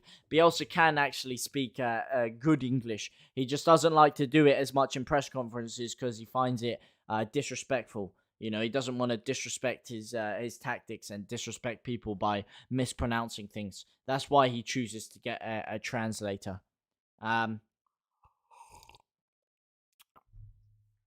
Last year, we beat these people 2-1. Looking at this, we're losing 4-0. I don't want to lose like Man United 5-1. This has been 10 times worse than the Man United game. Let me tell you something. This should be about 7-0 right now. This, I mean, in the Man U game, like I said, in the first half we were right, and then we just capitulated in the second. But this one, I mean, we haven't had any good spell. We've had 2 counter-attacks, which we've completely messed up with Jack Harrison. And aside from that, we've had absolutely nothing. How this is 4-0, I don't know. I mean, I said it was daylight robbery for us to lose 3-2 in the last game. It's daylight robbery that we're not losing 7-8-0 in this game. I mean, Jesus. Here we go. Jack Harrison. Can he salvage something? Can we get something out of this game? Adam Forshaw to Tyler Roberts. And you know what? I think I figured out the problem. I've solved the Rubik's Cube. And I'm going to fix all our problems in just a second. As Tyler Roberts now. Lovely little run from him. Weaving in and out. Gives it out to Firpo. Can he cross it in? No, he gives it out to Jack Harrison instead. On his left-hand foot. Whips it in. And it's just past Roberts. It falls to Dallas. Oh, he hits the outside of the post. Unlucky Stuart Dallas. Is that saved or is that just hit the outside of the post? I think it's just hit the post. That's a lot better from Leeds though. Getting the ball in there. Creating some dangerous play. Dallas with the shot. And he does just hit the post there. So unlucky. Ben White wouldn't have done anything tonight either. Maybe he wouldn't. But he would have certainly improved our side. And it looks like there is a change coming. But not as important as this deadline day transfer I'm about to make right now. I know the problem. I can't believe I've been frauding it up like this. Let me fix it.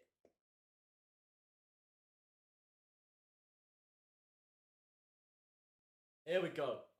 Here we go. The deadline day transfer.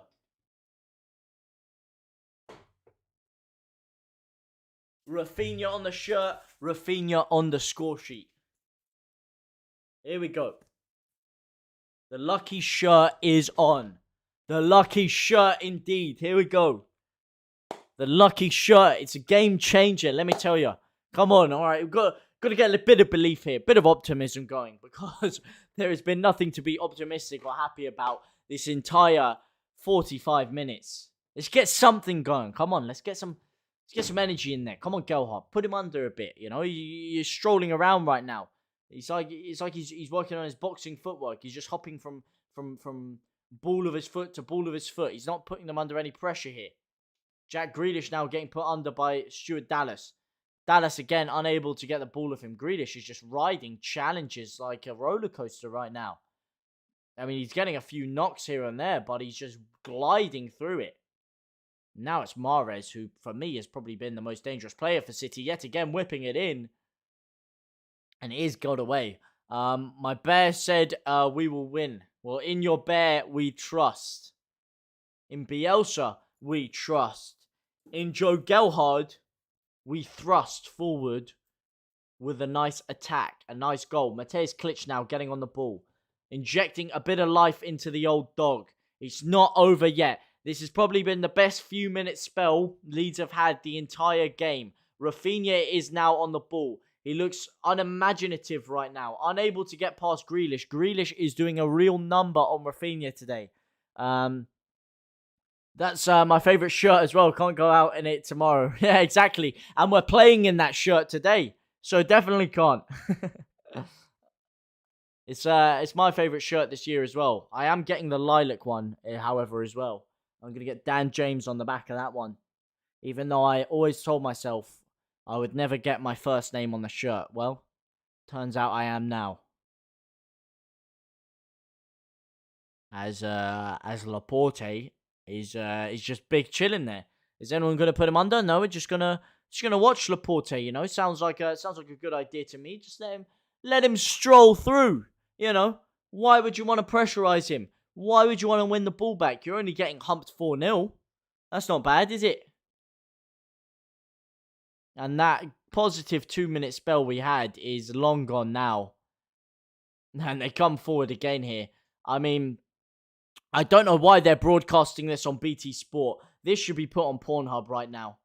Because this is a decimation. Here we go. Gelhardt.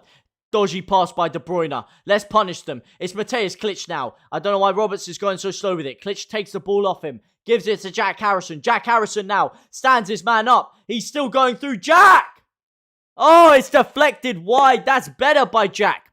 Standing his man out. Taking his time. Unfortunately, took one touch too many. Should have released the shot a second earlier if you ask me. But that's a bit better from him. He's standing his man out. He's not rushing it. Cuts onto his right foot, which is his least favourable foot in the end. But gets a shot off. Decent effort by all accounts.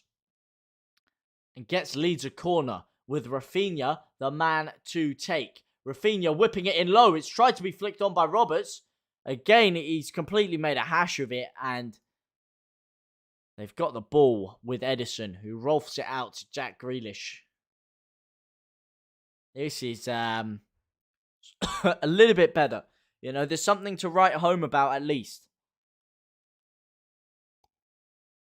We were doing great against the best side out there with half a side. We're doing great, or we were last game. The best side out there with half a side. I would not tend to agree with that one, Kevin. If that's what you see, then fair enough. But personally, I wouldn't. I think saying we're doing average is quite insulting to us, to be honest. I think we have been porous. This has been weak. This has been the worst performance I've seen. Yes, I understand we're playing City and they can do this to anyone on their day, but oh my god, it's Mahrez again. It's 5-0. It's 5-0. He gives it to Foden. This is not a good performance. And he's offside. Oh, thank the Lord he's offside. I don't know why Mahrez didn't shoot that himself. He does a little cut back there. Foden's chilling offside. That was 5-0 for a second there. And it's only the 60th minute. I don't think we're doing great at all. Oh, tell me he's offside. He looks just offside there. Inches offside. Don't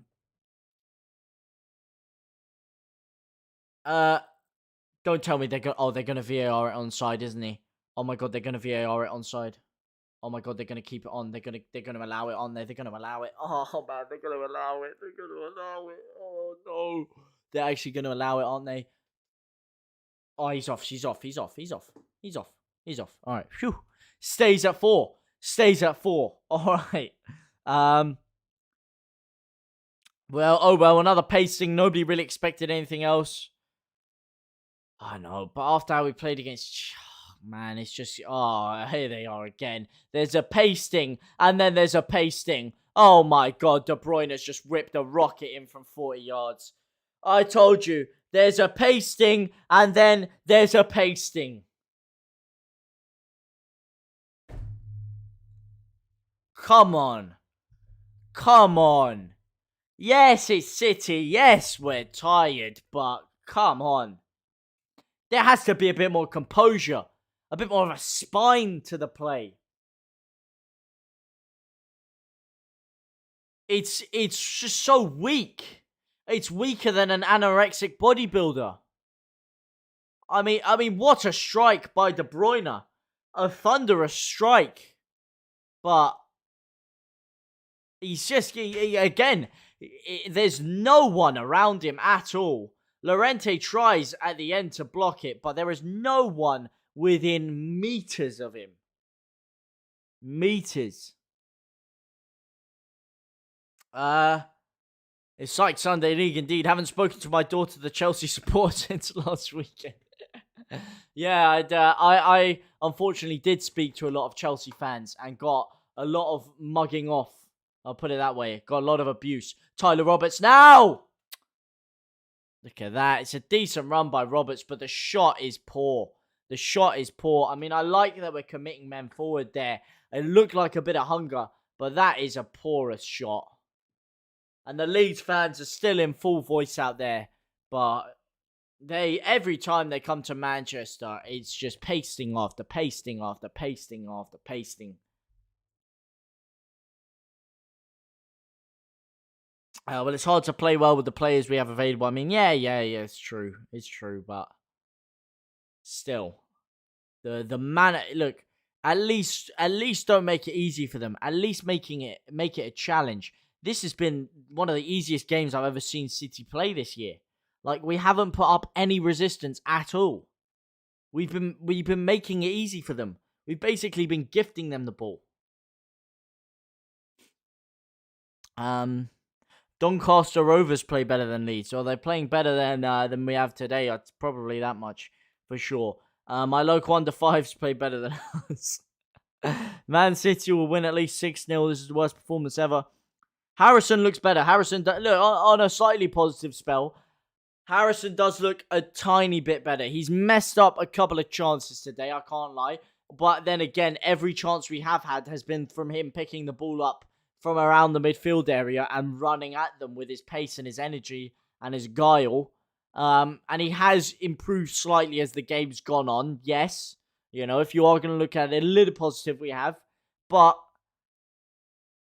it's not enough.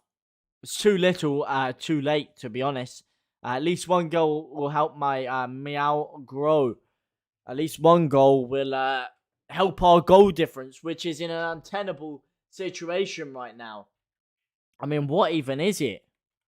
It's like minus 13 right now, isn't it? Oh, dear. Minus 12. Worse than Watford. Worse than Southampton. Worse than Everton. And we've played more than them all.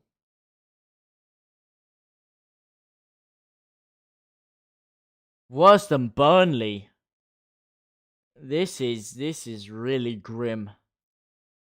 And it's funny, everyone gave us a lot of slack for our defense last year, but our defense wasn't even that bad last year. We had a couple of hidings, but we actually kept like the 9th most clean sheets in the league, you know? We kept just as many clean sheets as Arsenal and teams like that. So I think last year our defense was highly underrated, but this year it's exactly what everyone was saying about defense last year. And here is Grealish again now. Stuart Dallas this time stopping him from coming through and whipping the ball forward to Joe Gelhardt. Lovely little bit of hold-up play by Joe Gelhardt, and he just backheels it into his own foot there. I'm not sure what he was going for there, Gelhardt. Backheeling it into his own foot, but he comes forward again before he is fouled by Zinchenko. Problem has been we don't have a backup striker if Bamford's out. I mean, yes, but that's not really the whole problem today. I don't think if Bamford was there, today would look much different. Today, we've just been zapped with energy. I mean, it's just playing two massive games like this in such a short space of time with such a thin squad in the first place, and then you add on the injury-ravaged season that we've had.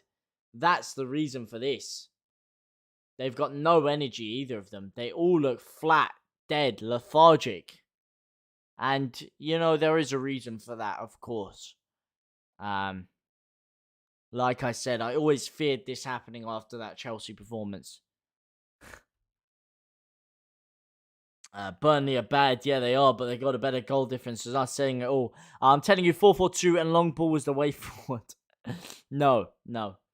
Absolutely not. We're not whipping out some big fat Sam tactics. For the first time, that's all we played, yeah, growing up. Finally, we play some actual attractive football, and it's actually the best football we've ever played. I'm not going back to crappy hoofball. Let me tell you that for nothing. It doesn't work in today's game. We're lucky as F to get a draw at Burnley.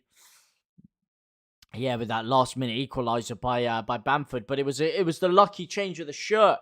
That's what got us the draw against Burnley. Let me tell you something. So were we really lucky, or was it all down to the mystical yellow shirt I have at home? Nah, we've been lucky, but I think our luck has been more bad than good this year. I think the little bit of luck we got there and the little bit of luck we got against Palace has definitely been outweighed by the bad luck that we've got throughout this season. We're going to be relegated. They don't ship goals like we do. I mean, you say that, but I've seen a lot of 5-0 pastings from City against Burnley in the past. Actually, it's quite a common scoreline. Actually, 5-0 against Burnley. So I'm not sure. Maybe this year they somewhat are, but nah. We're not going to be relegated. I don't think we're going to be relegated. Leeds are goosed, whatever the hell that means. Burnley are defensive. They set up more defensive, but they don't necessarily They don't necessarily defend the best. They don't ship goals like us. Not this year, at least. Not this year. Last year, I think, yeah, they probably shipped just as many goals as us. They had a worse goal difference than us last year, so there's that. Bamford, as I said, Lucky Shirt needs another outing, not just versus City. Yeah, Lucky Shirt isn't doing jack diddly squat today as Dallas gives it through. Mateusz Klich could get something going here, and he loses the ball again, man. He's in there like swimwear. And it's just, what are we doing here? What am I actually watching? We're getting the ball forward, and we're just doing nothing with it. And now it's Phil Foden, and now it's Mahrez, and now it's probably 6. And if it wasn't for a lovely save by Meslier there, it would be 6. this is agonizing. I mean, it's just, you gotta laugh. You've gotta laugh because you gotta laugh through the pain because this is, I mean, it is a masterclass by City. You know, we have to be real here. This is a fantastic, fantastic performance by City. They are putting us to the sword here.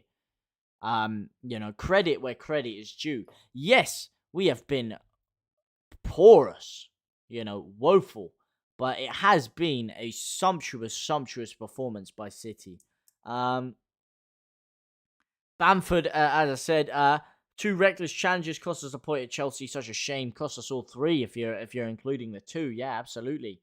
The second one wasn't reckless; it was needless. And the first one, although reckless, I thought was shouldn't have been a penalty anyway. But you know, obviously, a lot of people do think that was a penalty. I personally don't. But either way, stupidness again. Stupid mistakes cost us a point. And it's Jack Harrison. Can he get something out of here? Jack Harrison's still twisting and winding. And this is the difference. We go through there and City have about 8 players back in the defensive area. In their own box. Jack Grealish is in their own box and they're 5-0 up. Meanwhile, when City go through, we have half a person back. That's a problem. We're not working hard enough defensively. Actually glad I'm not watching this. I mean, yeah, you're lucky. I'll tell you that much. I'll take the pain for you. I'll try and make it less painful in describing what I'm seeing. And I'm actually sugarcoating it for Leeds. Would you believe it? This is, I mean, City are, when they're in this kind of form, they are breathtaking to watch, but Leeds are having a breathtaking performance of their own. And they're taking my breath away because of how much anxiety and stress they're causing me with this. Just fraudulence. How many times have we been 1-0 up and lost a game this year? Lost count. Probably more than anyone else in the league, I'm pretty sure. We've lost more points from goal-scoring positions than anyone else in the league. Which is funny. When Bielsa first came to us, we had the best record in Europe of that. You know, we weren't dropping points to anybody. How the mighty have fallen in that sense, eh? Again, it's just, I don't know what it is. It's like Arsenal a few years ago. Just so many stupid individual mistakes. So we've got 5 Mustafis back there. Doesn't matter how well we actually defend as a unit. It's just sloppy defensive play. And today, we haven't defending well as a unit. I'd say half the games we have, and then it's just been stupid individual errors, like Chelsea. And then half the games, Jesus Christ, we've been more open than a Subway. We've been more open than a 24-hour Tesco. As Firpo comes off the pitch for Cody Drama. I don't know what this is here. I don't know what this is, what change this is. What that's meant to do, but fair enough. Cody Drama has been brought on here. Is Harrison this good because it's City, or is he back? I don't think he's been. Look, he's been one of our better players. I think his decision making has been pretty poor today. I think he's been good getting into the area. I don't think he's been sublime. It's been one of his better performances, and he's been our best performer. But I think it's just because maybe he's had a few off games. Maybe he's had a bit more time to rest than others. Maybe the fact he is playing against City, maybe that is a little extra bee in his bonnet. Who knows? But it's like I said, it's not been mouth-watering from him, but he's certainly been our best player. So credit where credit's due. And oh my God, Stone's gone through. Oh my God, another double save. Oh my God, a double save by Meslier. And he can't save the third. And it's 6-0. 6-0. I'd rather watch JT, less chance of me kicking my TV in. I tell you something. I know I'm laughing. I know I seem calm. But I'm about to smash my TV in a second here. This is unacceptable. This is unacceptable. This is ridiculously bad. I mean, they whip the ball in there. John Stones misses it. It's a Laporte header. It's saved. John Stones gets the rebound, and then he gets a second rebound, and he smashes it top bins. I'm not sure if he was offside from the initial header. It doesn't look like it. I mean, it's a good finish by him, but there's got to be a line. There's got to be a line. And we've gone past that line. There's got to be a point where we fix up. This is, I mean, how many times are our fans going to make that long trip down to Manchester and just watch us get pummeled? Pummeled. As Mateusz Klitsch now on the ball, gives it forward. Villa have made it 2 against Burnley, which at least gives us a little reprieve back there, but I mean, this is embarrassing. All I want for Christmas is a win. Here comes relegation's not coming, mate. Well, the panel on Match of the Day thought it wasn't a penalty. Well, there you go. Says it all. And they're paid to know what they're talking about. So maybe I'm not so crazy in thinking that it wasn't a penalty. I thought it was just a tough, good challenge. They've really hit us hard with the 3 fixtures in a row, absolutely. Especially these 2 with 3 days in between it. We need to start getting points. You're telling me, mate. You're telling me. If I'm a manager, I'm sacking our defense. Throw them all out. Get them all in the trash. Yeah. Mrs. wouldn't be right happy. I tell you, I don't think anyone's happy. Norwich, not Burnley. I'm sorry, my brain is just. My brain is just. I can't even concentrate on what I'm saying. This is taxing me. I'm sorry, I mistook Burnley and Norwich there, but that I mean, this is bad. This is bad. They're in again here. They're in again. Fernandinho, the guy's barely got any legs, and he's still running through our midfield. And it's Gundogan now dancing through, and we've given him another corner. Oh my god. I've lost my will to even support Norwich, not Burnley. Absolutely ridiculous. Nearly every single game we've lost, something needs to be done. Hey, we were going through a decent patch before this. Things were looking on the up. Then, of course, the Chelsea game happened, which was very, very deflating. But we were on a decent little patch there. And it's really come to haunt us now. As Foden whips both of his hands up to take the corner. Whips it in. It goes over the first man. Ake with the header. Oh my god, it's 7-0. It's 7-0. Oh my god. Oh my god. Oh my god, it's 7. It's 7. It's 7. It's 7. Are you not embarrassed? Are you not humiliated? Are you not embarrassed right now? Are you not sick to your stomach watching this? When are you going to wake up? I'm sorry, you're 6-0 down and you're leaving him open in the middle of the box for a header. You are 6-0 down and Nathan Ake is sat in the middle of the box with no one marking him, Llorente nowhere near him, Dallas nowhere near him. When are you going to wake up? When are you going to look at this and decide to wake up?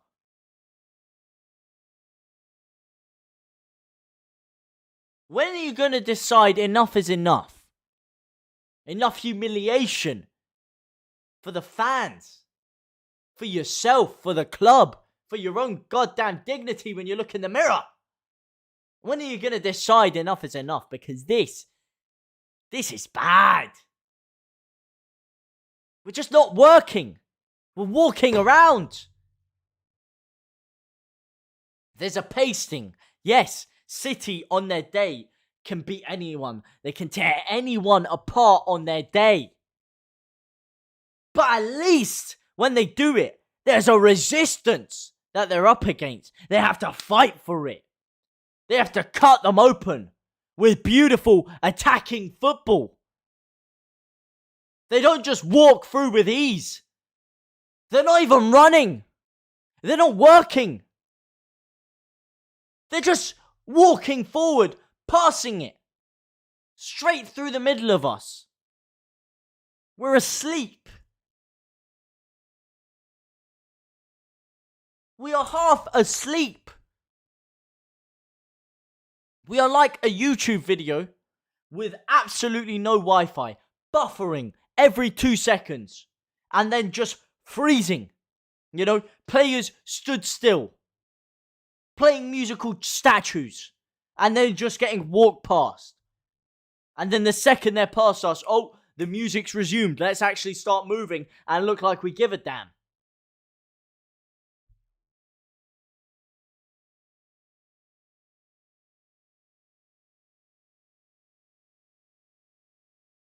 Maybe Marcelo is taking this group as far as he can. Well, I think that's more of an indictment on the squad than the manager, but the joys of being Leeds.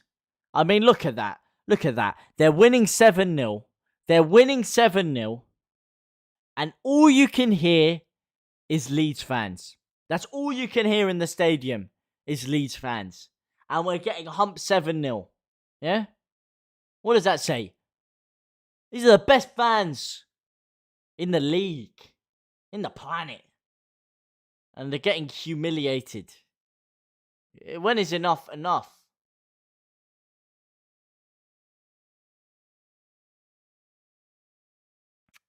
When we let ourselves down was at home to Brentford. That's when we lost real morale. Yeah. That was really poor. That was really poor. That was a must win. And again, we squandered it. Yes, we came back right at the end, but again, we squandered it. We need some serious spending in January. We ain't going to be left squad if we don't. We absolutely do. Can we get a goal? No, we can't. Stuart Dallas unable to get the ball through to Roberts. We do need some serious additions in January, especially in that midfield area. There's no coming back from this tonight. There is no coming back from this. Bunch of weak clowns. Best fans in the world, indeed. Good night, everyone. Good night, Dave. Hope you can somewhat sleep. I might need a strong glass of whiskey to get myself to bed tonight myself. And, of course, only drink if you are of legal age, and only drink responsibly, of course. Can we get a goal from the corner? Oh, of course we can't. We're not even making effort to score from the corner. We just stood still. Someone jump for it. Someone make an effort. Oh, my God. The team is not showing they care about their supporters. We're being killed. It's about the squad, mate. We can cope with what we have available to play. I mean, yes, there's a squad.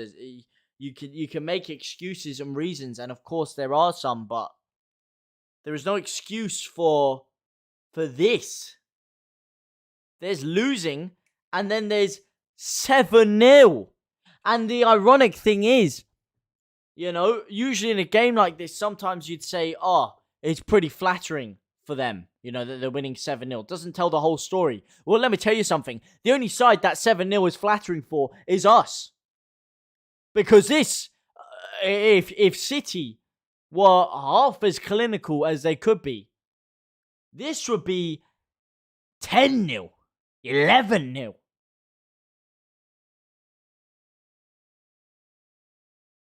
Don't start with a Bielsa out. The lads need to work together. They need to get clicking. They don't look lost. Look, I would never be Bielsa out. I would never, ever in a million years be Bielsa out. Night, mate. Great commentary and feedback to your viewers. No worries, mate. Good night. It's been a pleasure having you here, Kelvin. Sorry about the way that everything ended up panning out. Sorry about that, but oh my God, Foden could make it 8. Jesus. But it's been a pleasure speaking to you, mate. Hope you have a good night. And wow, let's just hope it stays at 7 and doesn't get any worse than this. Revolver, yes, keep the faith. Absolutely keep the faith. And I will. I'm not saying sack the whole squad, and I'm certainly not saying sack the manager. But I mean, there's right now, I'm not in the mood to be positive today. I can't be positive about this scoreline. I can't be positive about this performance. As Cody Drama comes down the right-hand side of the wing here. Loses it out to Ake. Yeah, good stream, even though we're taking a beating. Keep it up, dude. Thank you very much. We go again Saturday. Arsenal going on Sunday. We'll see one. Arsenal going Saturday, so we'll see you there. One after. Bye all. Goodbye, Golden Bolloquinos. Goodbye, my man. As De Bruyne passes it in here, this could get messy. Loved being to hear from Spain. Are you from Spain, Kelvin? Are you a Spaniard? Well, if that's the case, maybe you've gone there, originating from England. But if not, then your English is very, very, very good. Muy bueno. If not, then how come you moved to Spain, fella? I want to lose 8-0. Night Kelvin indeed. And thank you very much, Revolver Ocelot, for the kind words, of course. It would have been a lot more painful if I didn't have you lot to keep me company throughout this. I tell you that much for nothing. You just have to joke about this game. We're basically losing. We're getting absolutely pummeled. Here for 20 years. In Spain for 20 years. Oh. Good man, you're English. Oh, I'm English. Oh, it's cheaper living here. Oh, okay, I got you. That makes sense. I mean, it's not just cheaper living there. It's a hell of a lot nicer, I'll tell you that much. You actually get to see sunshine for more than one day a year. As Jack Harrison could give Leeds a glimmer of sunshine. And no, he can't. It's easily swept up. By Edison. And I've just smashed my fingers into my chair. Ow, ow, ow. Kelvin, find Pablo Hernandez and bring him back down the road. Yeah, please. Please. Kidnap him. You know? Bring him in a suitcase. Fly, just chuck him over here. You know, make sure he has a little bit of oxygen to breathe in there. Oh, look at 27 attempts to 4. 149 final third passes to 25. Yeah? Embarrassing. Jesus Christ.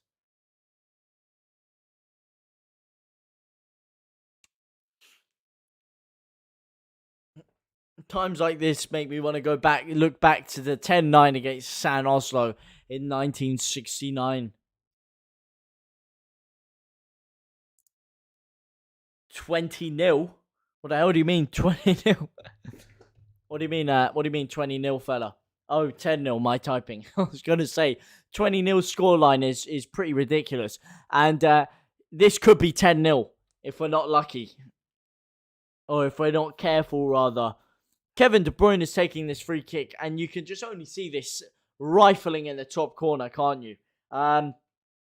See you for the next game. Can't wait to put it right, hopefully. Hopefully. And I will be there. I will 100 million % be here. So make sure you're here, ready for that Arsenal fixture, of course, boys. And hopefully, we can put it right. As Kevin De Bruyne steps over the free kick. Shrugs the sweat off his face, whips it with his right foot, and it's an easy save by Meslier. Are we going to see any urgency from Leeds to try and get something? We beat them 10-0, our biggest ever win. Sorry, JT Lower. No worries, man. Nothing to apologise. It's my fault. I don't... I wasn't alive back then, so... Well, I wasn't alive for a long time back then, so I don't really know. As the stream hits 12 whole goddamn likes!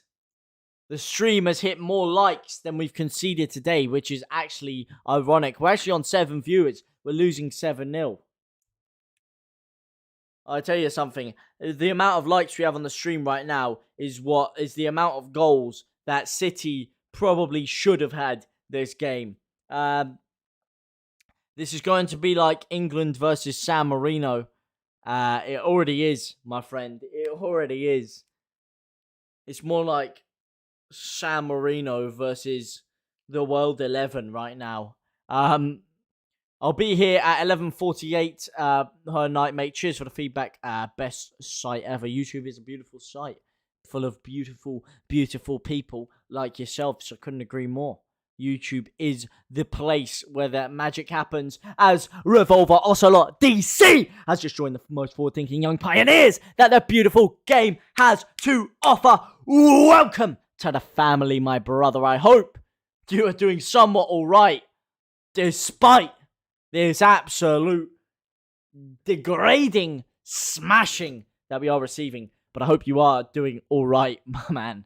And thank you for helping support me, support you, and joining the most forward-thinking young pioneers that their beautiful game has to offer. Can't believe the refs playing injury time. Just stop the pain. Just stop the goddamn pain. I do feel Leeds can pick up something against Arsenal. Not after this. Yeah, I certainly hope so. I certainly hope we can. Give the man he likes, he deserves, sitting through this and manage not to put his fist through his screen. Mate, it's been close. It's been goddamn close, I'll tell you that one. Just saw the score. Yeah, you did, Matchek, and I just knew it. After you boys got that lucky ass win against us, I just knew things were going to go shit's creek without a paddle. And you don't know how painful this is. You see the score 7-0.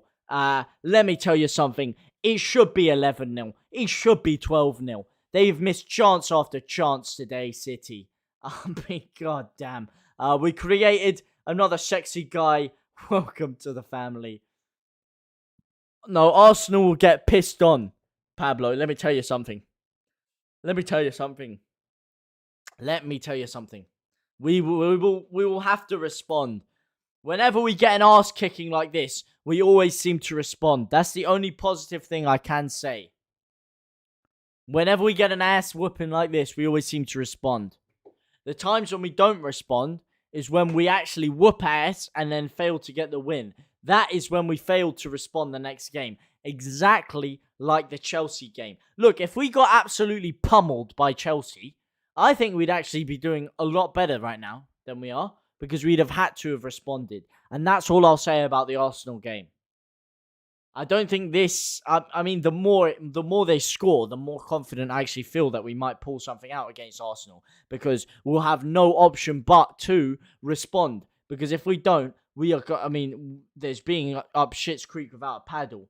And then there's being up shit's creek without a paddle or a goddamn life raft to sit in. Or a canoe. Or even a lump of wood to sit on. We'll never beat Arsenal. Nah, we will. We will. Trust me here. Trust me. You can come back to this after the Arsenal game. You can come back to this right here, right now. We will beat Arsenal. Oh, Jack Harrison. Oh, Jack Harrison could have been in there like swimwear. And he squandered it again.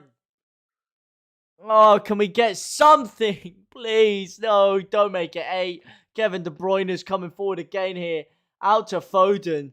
And look at that. The Leeds fans still in full voice. Full noise. Carrying the atmosphere around the stadium. You have to feel bad for them. You have to feel bad for you lot sat at home watching. You have to feel bad for anyone connected to the club when a performance like this and a result like this is put in. If Arsenal play like they did against Everton, they're there for the taking. If we play like we have played today, I think we'd be there for the taking against Burnley. I'll tell you that much. I think on the basis of this performance, any team in the Prem would beat us, but I can only hope we respond. And you're right. Arsenal are not impenetrable, so there is still a chance there. But that is it. Full time, 7-0. I've finally got control of the TV. Damn, final whistle's just gone. Well, if it's any consolation, Joe, you haven't missed anything exciting. In fact, I think you've been rather lucky that you didn't have to sit through that personally. I think your wife has done you a solid. I think whatever the hell she had on there is a hell of a lot better than this. But that is some unfortunate timing. You could probably watch the goals after in the recap show or whatever. But yeah, I'm not sure you'll really want to after that. True, mate, but I think they will bounce back. Who will bounce back? Leeds, I certainly hope they can bounce back because today, wow. Wow. Do you even want to look at the stats? Do you even want to look at the stats? Well, you know what? True, mate, but I think they'll bounce back. Leeds, yeah, Leeds indeed. You know what it is? Here you go, boys.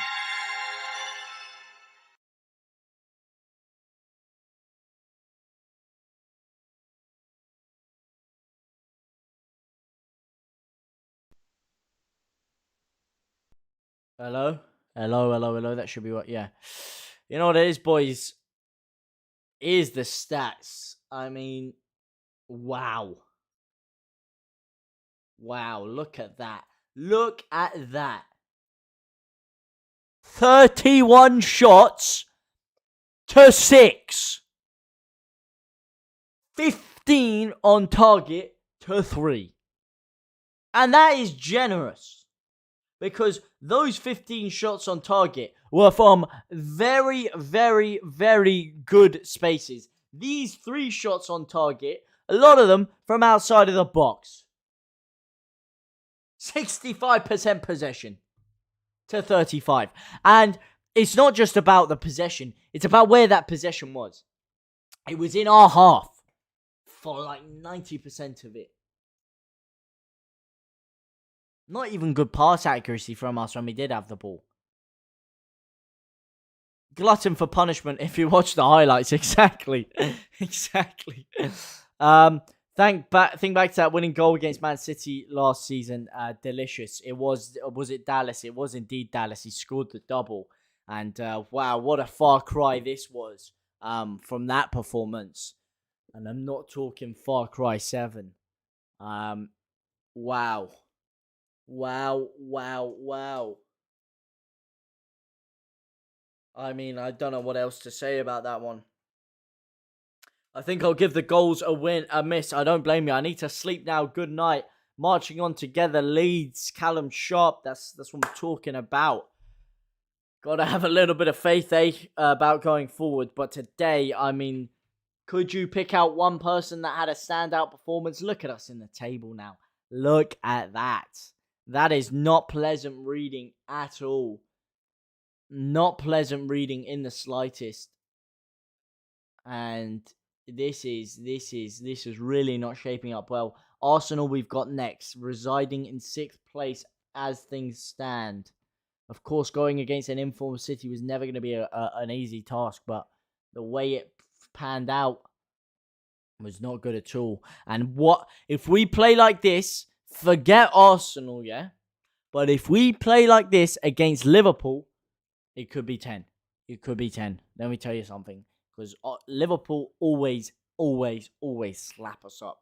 How much did that team cost City's 980 million odd compared to 115 million? Or in fact, with the players we're missing, probably around 100 million. All Leeds aren't we? Hit the like, guys. I was close to spending 25 on BT to watch it. I'm glad our skin.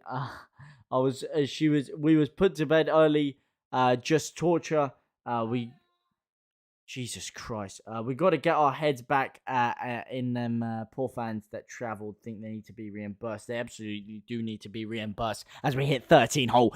God damn likes. I don't know where you're looking from. I don't know who you are. But all I know is you're absolute living legends. And you're giving me something positive to look on. This absolute just calamity of a day. Absolute calamity. And you're lucky you didn't spend money on that, I'll tell you that much. Otherwise, you'd have needed to call BT up and get a reimbursement for yourself there. Because I'm sorry to anyone that paid for this. Or that paid or more important than paying money, that spent their time watching that. I feel sorry for all of you sat at home. I just hope I could help relieve some of the fraudulence, disappointment, and stress. And if I help to relieve the tiniest bit of that, then I'll go to bed a happy man. But I tell you something, that proper 12 behind me is calling my name. And I tell you something, once this all finishes, I'm going to go straight over there and pour myself a nice glass of scotch. I hope I don't accidentally bump into a granny on what? We do not advocate granny bashing, mashing, or thrashing. 7-0, and I bet Meslier was our best player.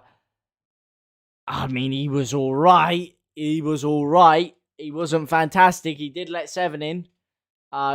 You can't say they were really his fault. I'd have to say if anyone was our best player, then it would be Jack Harrison. Jack Harrison at least got the ball forward, at least got us into a couple of dangerous positions. So I think if you had to give it to anyone, for me, it has to be Jack Harrison. But hit the granny, guys. We do not advocate hitting grannies. We don't advocate hitting anyone. All right? Let alone women and let alone grannies. All right? Respect the elderly. Don't listen to this fraudulence.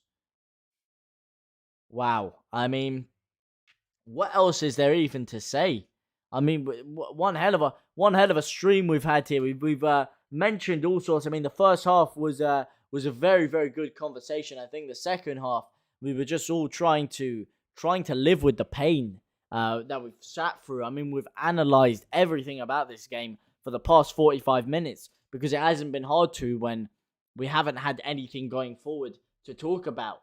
I mean, who would you guys say was our star performer? Who would you drop for the next game? What changes are you making from this side? If I can just get it on the screen for you now. Are you Wayne Rooney? He likes hitting the grannies. I'm not sure hitting is the right adjective there, or rather the right verb, not adjective. I'm not sure that's the right verb of what he likes doing with grannies. But hey, that's all alleged. As we look over to the Premier League, Brentford versus Man United postponed. Villa beating Norwich 2-0, and oh my lord, as we hit 16 whole goddamn likes. Thank you so much for the support today, supporting me, supporting you, and I think those likes will help me go to the store and buy some more alcohol to help me sleep tonight. Farewell all. Stream here stopped. Stream here stopped. Take care. Has it stopped? I hope it hasn't stopped. I hope it hasn't crashed. I hope it's all fine there. But farewell. It's been a pleasure speaking to you, Matt Bullen, as always. I hope you have a fantastic evening. I know it's going to be hard too, but I hope you have a good evening. And thank you very much for coming along. It's been an absolute pleasure speaking to you as always, my man. Hitting the wrinkles is versus game. It is indeed. But where is he hitting them, Maka? And wow, that is poor. Who out of this side would you change going forward, like into the Arsenal game? Who are you changing here? Are you starting? Whatchamacallit, Gelhard, or are you keeping Dan James up there? Are you keeping Roberts in the fold? Roberts again. I didn't think he was too bad, to be honest. I think Roberts actually injected a bit of creativity into our play, a bit of energy, which was lacking at times. And I don't think Roberts was one of the standout poor performers. I think he was one of the standout decent performers. Wow. I mean, personally, I would probably take Shackleton out, probably put Cresswell in there. Firpo is going to be out, which I'm really not happy about. Because, yes, he scored an own goal today, which is very unlucky if you ask me. But he's also been very, very good. He was also very decent today. I think he was one of our better players and definitely one of our better defenders. And he has been the past couple of games. And to be honest, I think that's what really killed the game off. I think in the second half, we threw Gelhard on. We had a little bit of hope. And then within minutes, they struck the ball. Mahrez from around here struck it. It was going down here, nowhere near, no trouble for Meslier. It flicks off the inside of Firpo's leg and just pings into the bottom right-hand corner. And I think that is what really killed the game off. And for me, at that point, it was all she wrote. But guys, as always, thank you guys so much for tuning along. I'm sorry about the way things went. Bringing Joffy in was the wrong move. I mean, it didn't really work out too well. Nice one, JT. We go again on Sunday. Can't be as bad as tonight. Absolutely. I don't think anything can be as bad as tonight. Who can you change? But we were outclassed. You can't play a load of boys. No, I don't think a load. but I think there's a couple of players you could potentially chop and change in there. I mean, why not? I think definitely defensively, maybe you could drop one of either Ayling or Shackleton for Cresswell. You know, give him a go in there. Or I would put Cody Drama in there, actually. You know what? Forget Cresswell. I'd put Cody Drama in there instead of Shackleton, personally. But that's just me. But like I said, we were outclassed today. We were outgunned. We were outfought. We were outran. We were outworked. We were out everything today. And thank you guys so much for watching. As always, it's been an absolute pleasure speaking to you lot. Thank you guys for all the support, for everything today. But I'm going to have to love you and leave you. Thank you very much, guys. Au revoir, my boys.